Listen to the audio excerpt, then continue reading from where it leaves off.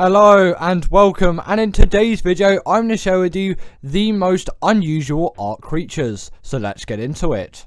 In at number 10 is the Astrocetus, and this is one of those creatures which on the surface may not seem that unusual, but I really can't think of any other game which has a creature like the Astrocetus. And also, this was a very new thing to Ark as well. No space things had been done in Ark, and the fact that with Gen 1 we had a space biome, and then we had this hunking beast of a creature, it is definitely an unusual Ark tame, as in it isn't like most of the other creatures in Ark.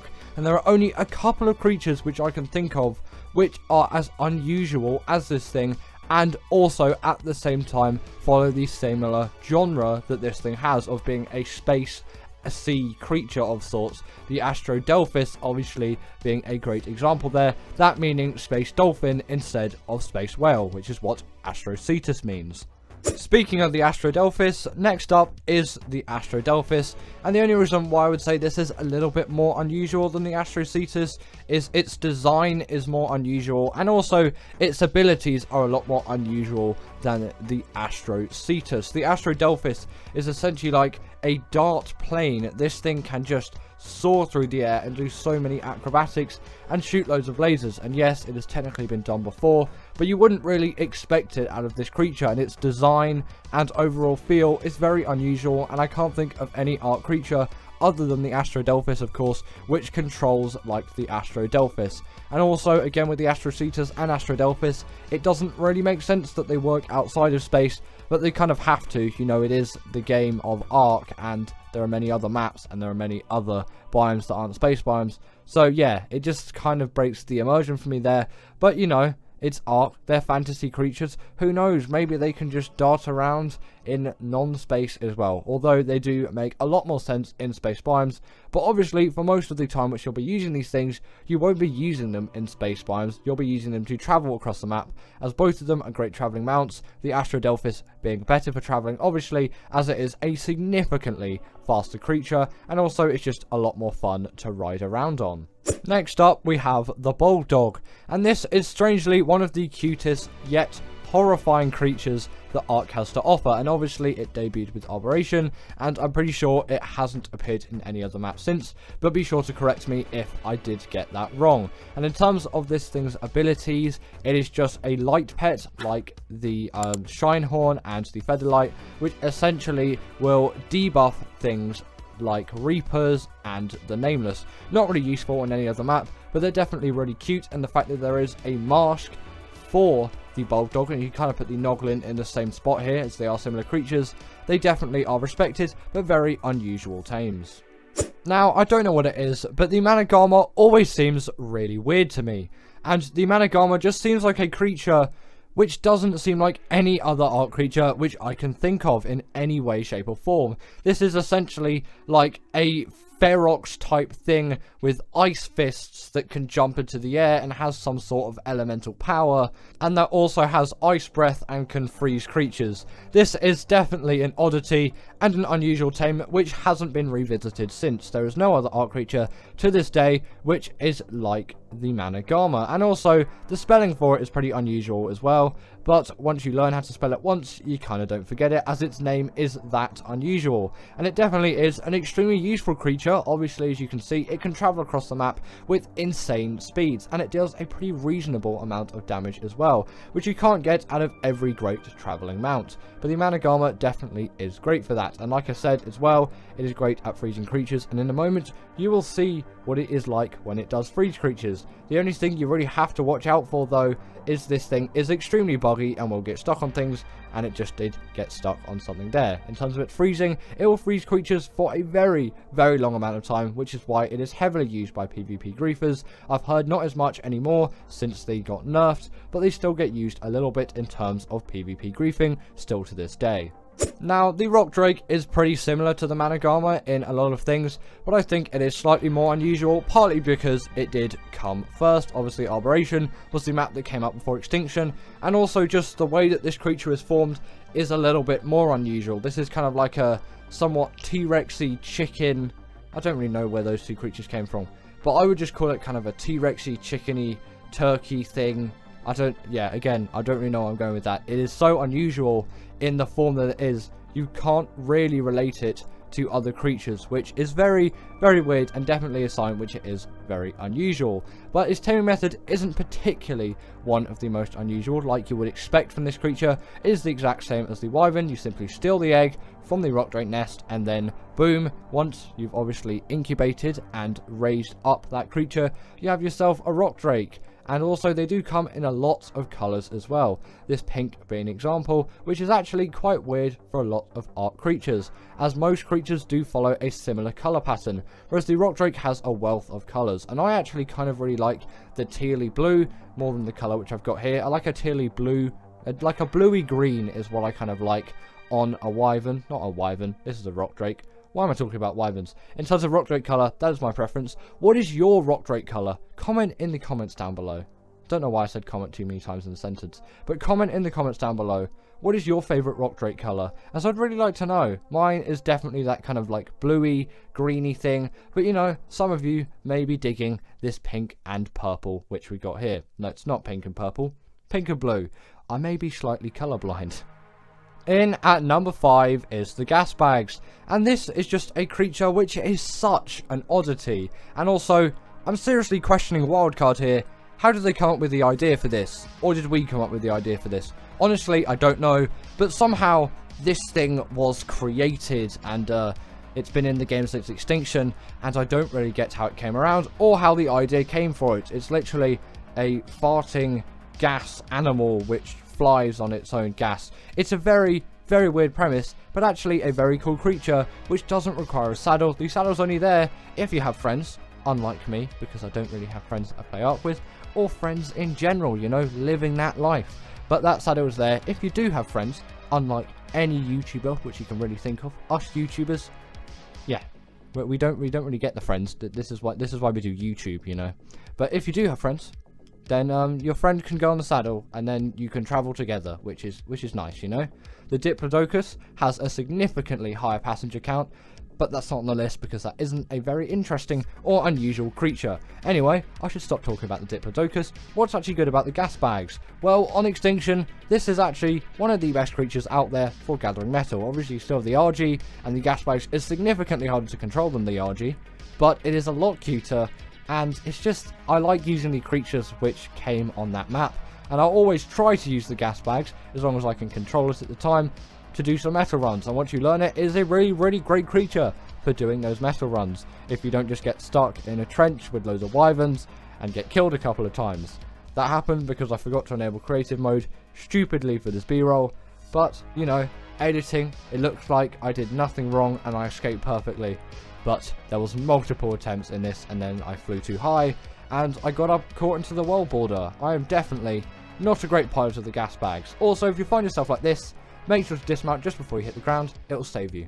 Now, the Rhinogonatha, I think, came from us. It was from some kind of creature voting thing anyway, and we did vote for this creature to be in the game, and it is one of the more unusual ones. There isn't any other Ark creature which is really like this thing. And also, I know loads of people are saying Rhinogonathas are rare, and I get that they're rare. On ASA at the moment, I've seen about 5 Rhinogonathas in the swamp biome. Is there an overspawn of Rhinogonathas on ASA? Wildcard, can you tell me please, if you're watching this video, because I've had way too many encounters with this thing. I've seen 1 Giga, and I've seen 5 Rhinogonathas, and these things are generally a lot rarer than a Giga, as they only spawn in one specific biome, whereas Gigas can spawn on several places around the map. In terms of the Rhinogonatha's uses though, this thing is essentially just an upgraded Quetz, which is a lot faster and deals more damage. As unlike a Quetz, it will deal more damage. It is significantly harder to tame and uses the taming method, which the Reaper has, which I'll talk about because the Reaper is ahead on this list. Oh my god, spoilers. But either way, the Reaper is ahead on this list, so I'll talk about his taming method similarly there. But you can always check out my Rhinogonatha taming guide if you want to know fully, in detail, how to tame this thing. And you'll see brief b-roll of me actually taming it, because this is from the guide video. I was just a little bit lazy at the time, and I was just like, I'll take my guide video, and then I'll just chuck that into b-roll. Which is obviously why you're seeing me tame it here, and you're not seeing me tame every other Ark creature in all of the other b-rolls. But it is a very long and arduous taming process, which is extremely difficult and requires 2 Rhinogonathas, not 1. You're going to need 2 of those things, and you're going to need a pheromone, you're going to need to kill one, and then yeah, there's so much. Just check out the tutorial. I really shouldn't talk about it more. The Rhinoganatha is just one of those creatures which is really unusual, and we voted for, and for some reason spawns way too much on ASA. Have no idea why, but it does. This is the Rhinoganatha. It's one of Ark's most unusual tames. The spoiler is here, with the Reaper being in at number 3, and the Reaper is a even more unusual tame than the Rhinoganatha, as obviously it came way before. The Rhinoganatha is the most recent creature which has been added to Ark, apart from the Phasphasuchus. Don't know if that is in ASA at the moment, but I'm going to count that as the most recent Ark creature. Is that thing coming to Scorched Earth or the island? Either way, it might not be here yet, so don't take my word on that one. Not quite sure. That may be a Scorched Earth creature. Actually, thinking about it, that is a Scorched Earth creature. The Rhinoganatha was the one for the island. Yes, the Rhinoganatha is the latest creature of Ark at the moment. And the Reaper has obviously been in Ark for ages. It came out in Arboration. That was way back in 2017. And this thing was such an oddity at the time, but it really fits into that map, and its taming method is one of the most unusual in the game. Essentially what you do is you'll get a Reaper Queen to a really low amount of health. You can use a trap for this, it'll make it so much easier, and you can use light pets as well. Not for the other bit of the taming method though, as that won't work with a light pet. You can't have a light pet when this thing impregnates you when you go up to it after you put its health down. At least I'm pretty sure you can't. Don't anyway, as it may somewhat fail, as the Reapers really do not like light pets. But after you have been impregnated by the Reaper, obviously after you damaged it and the impregnation has occurred, you just get a ton of XP, and then boom, you have yourself a Reaper.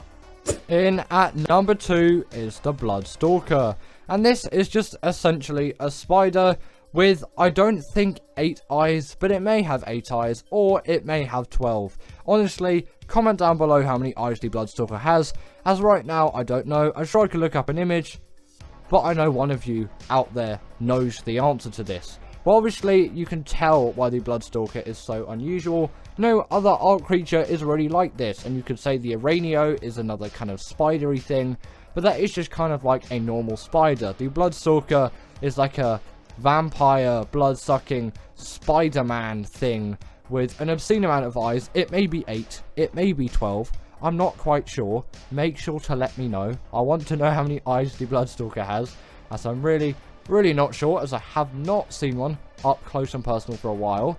But also, this thing's taming method is very much an oddity. Like no other Ark creature, apart from the Desmodus, obviously, off of the top of my head, which I can think of, has the same taming method. You essentially get blood bags, which you'll need to syringe out of your body, or you can obviously use the Desmodus to harvest them now, but originally you just had to use the blood syringe to get those, and then it will just eat those, and then you'll tame yourself a Bloodstalker, and you can feed it some creatures before to get 100% effectiveness. But honestly, I've never bothered with that, as I'm not going to do like insane things with this creature. Like, I'm not going to fight bosses with the Bloodstalker. I just want a good one. And obviously for missions, you're not even going to need a Bloodstalker, but it is good to get one, obviously, so you can get to those missions, so you can get all of those hexagons. But before you get a Bloodstalker, you should definitely go to the Bogrish missions to practice. And finally, in at number 1 is the Velonosaur. And the reason why I have put this thing in at number 1 isn't because it has the weirdest taming method or anything along those lines. It is just, there has never been any kind of creature like the Velonosaur apart from the Velonosaur. I can think of no other Ark creature like this tame. And albeit, yes, it does have one of the simplest taming methods out of all of the creatures on the list. It is just a very simple knockout tame. No other Ark creature compares to this thing in terms of what it is. This thing, again, is just a moving turret, and there's no other creature which does this like the Velonosaur. And sadly, the damage of the turrets doesn't scale with melee, but obviously you can keep leveling up that stamina to shoot even more turrets out. And obviously I wouldn't recommend it in this close of a proximity, but it is definitely an extremely useful thing, which when you ride this thing you will use a lot. But it also just have your general just attack, hack and slash, and it also can shake spines off of it as well. And also, I think when you look at it head on when it's shooting turrets, it's a little bit creepy. That animation, just to me, is a little bit on the creepy side. Hello and welcome, and in today's video I'm going to share with you the top 10 most irritating Ark tames, so let's get into it. In at number 10 is the Carcharodontosaurus, and the only reason why this thing really is on the list isn't mainly because its taming method is difficult per se, but Ark is an extremely buggy game, and the Carcharodontosaurus taming method is very, very buggy, and I've had so many issues with this thing over the course of my time with this creature that sometimes I'll just go for a Giga, as I know for sure that tame won't bug out, and there's loads of things like it won't go through or it won't process the right thing at the right time, and this tame can be really annoying when it's buggy, and it can be one of the most irritating things ever because it is so simple and you'll know you're doing it right and you know it's not in a blood rage, but still it is glitching out and you're not getting anywhere, and sometimes you just need to dino wipe or find a completely different one, even though you may have spent hours already trying to tame this one and you don't know why this thing isn't taming, or you think it will take a while. No, definitely you should find another one if you're having those issues, and those issues still exist quite a lot, and I've run into a few of those as well. But if you do want to know how to tame one, you can always check out my taming guides down below, and you should definitely work out how to tame one of these things, as these things are essentially just an upgraded Giga, and once tamed, they're really powerful, really nice, little, neat carnivore. Well, not really little at all. In at number 9 is the Bloodstalker, and the Bloodstalker is obviously very well known for its new and intuitive taming method. This thing's taming method is pretty much like no other Ark tame, unless you count the Desmodus now, but this thing did come out significantly before the Desmodus. Gen 1 has been out for much longer than Fjorda, but I'm sure you all know that. And how do you tame this thing? Well, the way you tame it is by feeding this thing blood bags, and gathering those blood bags, especially when you don't have a Desmodus, and especially back in the day, was really annoying, as it took absolutely ages. And again, Ark is a buggy game, and sometimes the Bloodstalker tames would simply bug out, or they would say you've done 100% of the tame, but you hadn't, and then you'd just be stuck there for absolutely ages until they did tame, or you just run out of blood bags and simply die. And also, to get 100% effectiveness is even more annoying, as you have to feed it other creatures first, which can be an absolute pain, and this is definitely one of Ark's most irritating tames. But once tamed, you actually have yourself a really great creature, and it's no wonder, because people do actually tame these things, and if these were rubbish, then no one would really be taming them. And once tamed, they are great for gathering hexagons, as there are many racing missions on Gen 1 that use the Bloodstalker, and loads of things will be useful with the Bloodstalker on Gen 1, especially exploring the ocean biome, as it can float on top of water like you saw there earlier in the B-roll, and it is also a really great swimmer as well. It deals a good enough amount of damage, and it can travel across the map really fast with insane agility, and on Gen 1, this is really your only option.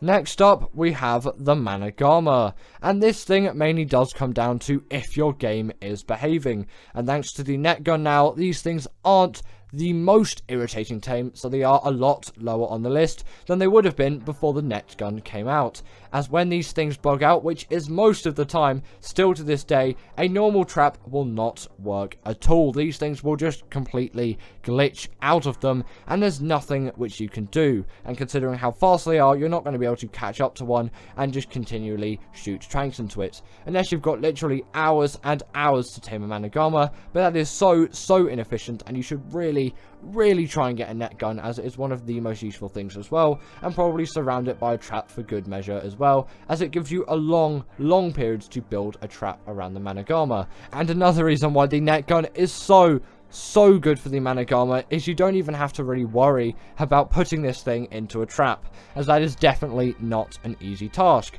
But once tamed, you got yourself a great PvE and PvP creature, capable of a lot of things, but you should be careful so that it doesn't get stuck into things like it did there. But its main kind of fame is the fact that it can freeze creatures, and freeze creatures for so long, which makes it great for PvP, but it is actually pretty useful in PvE. If you're into freezing creatures and then killing them, it's a new kind of fun way to kill off some creatures.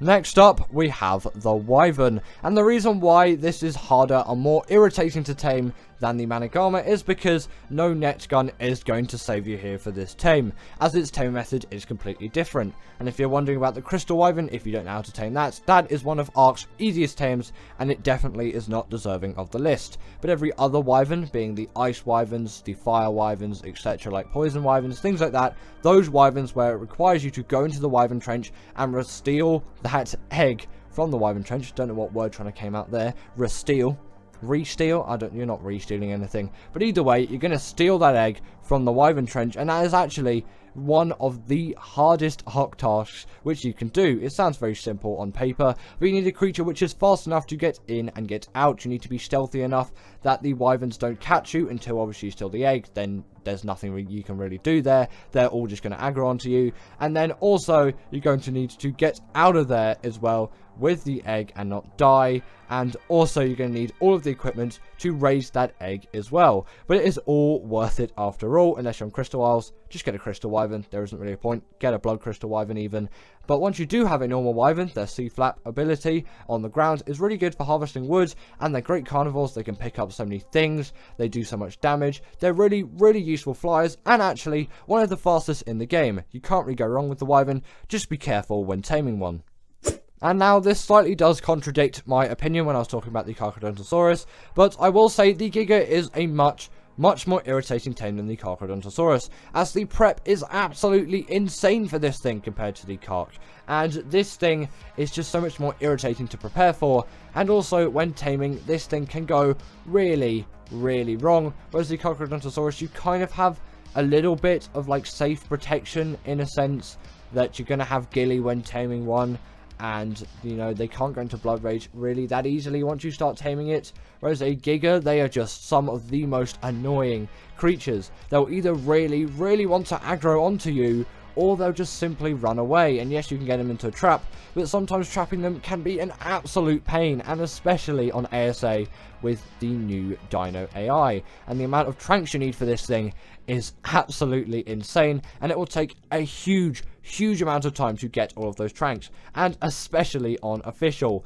And breeding these things is even more irritating yet, as on official rates it takes up to 2 weeks to raise a baby Giga, and who has time for that? But on my rates, the Giga on my world on single player will raise in about, I think I've got it as about an hour and a half when I timed it last, which is still a really long amount of time, and the Giga is definitely an irritating tame. In at number 5 is the Golem. And why is the Golem so difficult of a tame?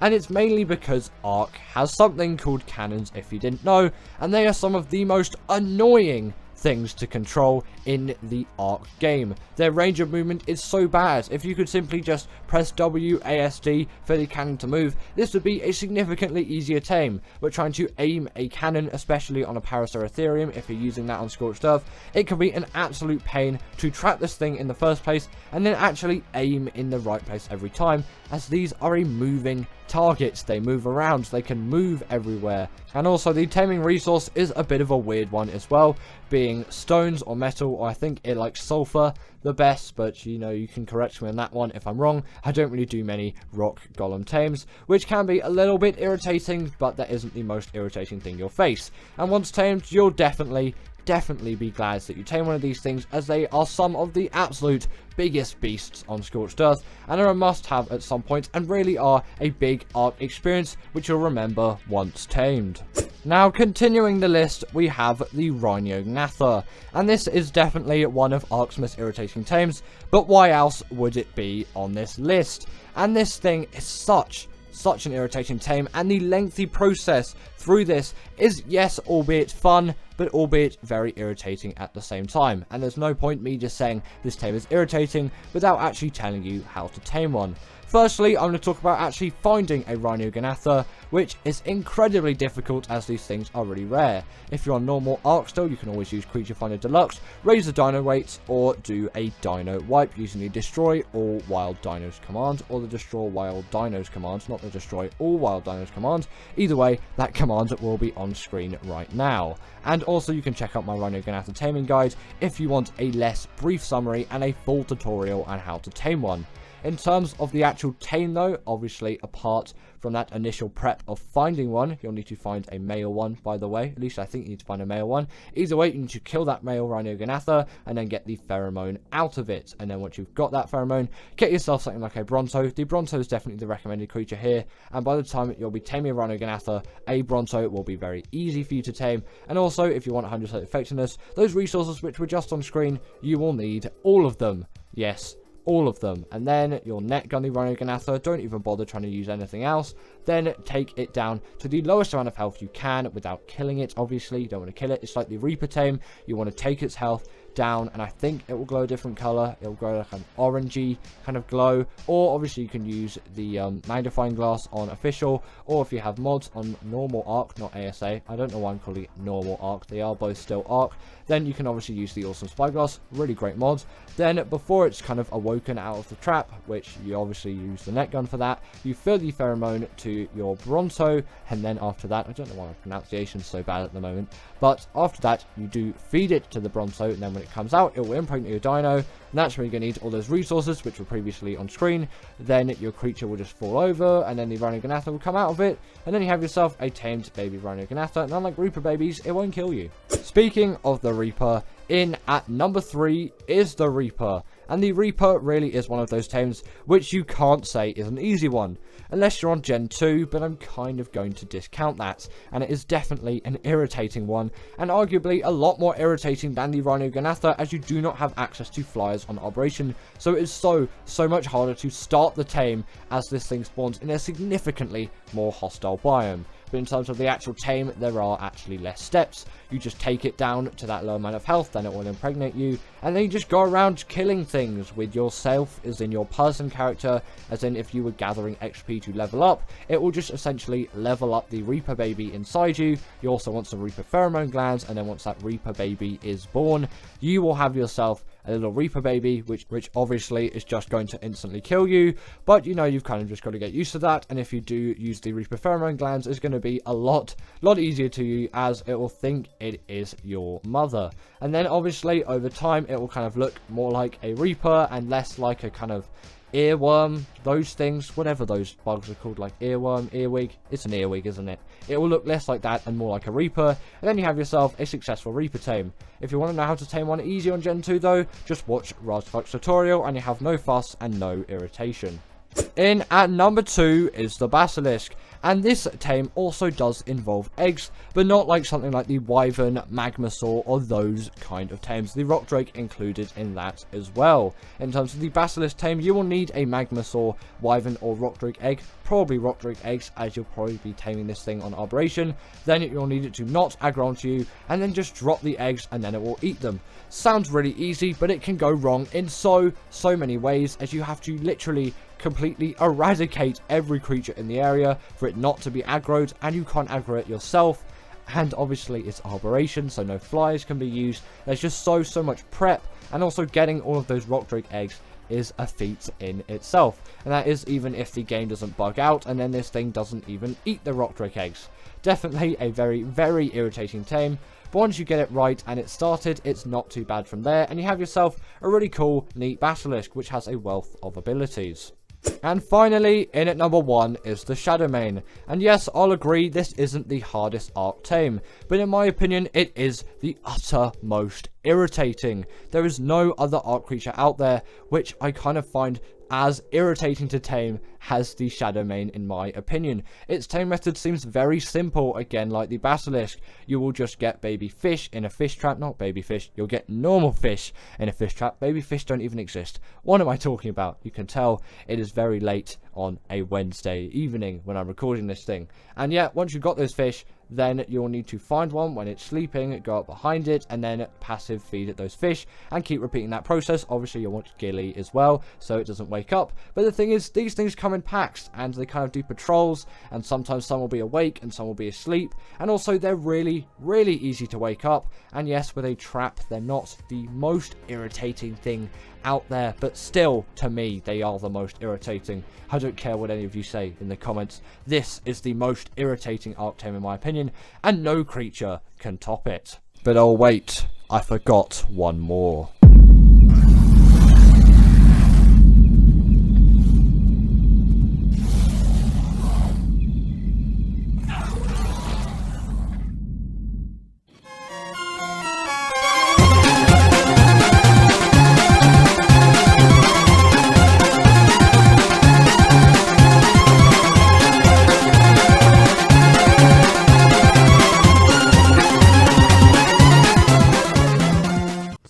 thank you to my wonderful patrons Katerina Puchkova, Karina Thorne, Dominic Maciejuski, and Ethan Tapia, who have all supported me through Patreon or through YouTube memberships. If you want to join this list, then go join Patreon or YouTube members, but thanks to all of these guys.